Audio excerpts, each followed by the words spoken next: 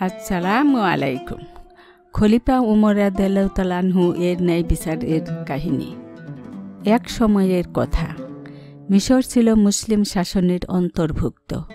সেখানে গভর্নরের দায়িত্বে ছিলেন সাহাবী আমর ইবনুল আস রাদিয়াল্লাহু তাআলা আনহু, ইসলামের এক মহান বীর, যিনি মিশর বিজয়ের অন্যতম সেনাপতি ছিলেন। তার শাসন আমলে মিশরের মানুষ বেশ সুখে শান্তিতে ছিল। মুসলিম, খ্রিস্টান, ধনী, গরিব সবাই মোটামুটি নিরাপদ জীবনযাপন করছিল। কিন্তু তার ছিল এক ছেলে, সে ছিল খুব অহংকারী।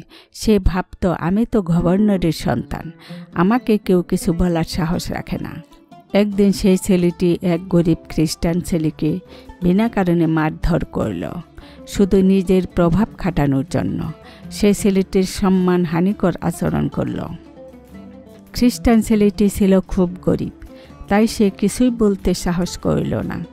গভর্নরের ছেলের বিরুদ্ধে অভিযোগ করার সাহস তার ছিল না।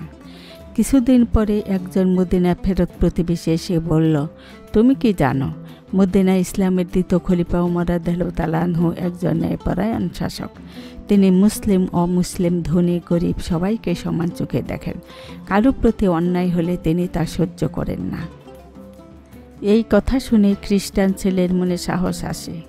সে একাই পায়ে হেঁটে 17 দিনের দীর্ঘ সফর করে মদিনায় আসে। সে খলিফা উমর রাদিয়াল্লাহু তাআলা আনহু এর দরবারে হাজির হয়ে তার কষ্টের কথা খুলে বলে। খলিফা উমর রাদিয়াল্লাহু তাআলা আনহু ধৈর্য নিয়ে সব শোনেন এবং সাথে সাথে নির্দেশ দেন। আমর বিন আস ও তার ছেলেকে মদিনায় তলব করলেন।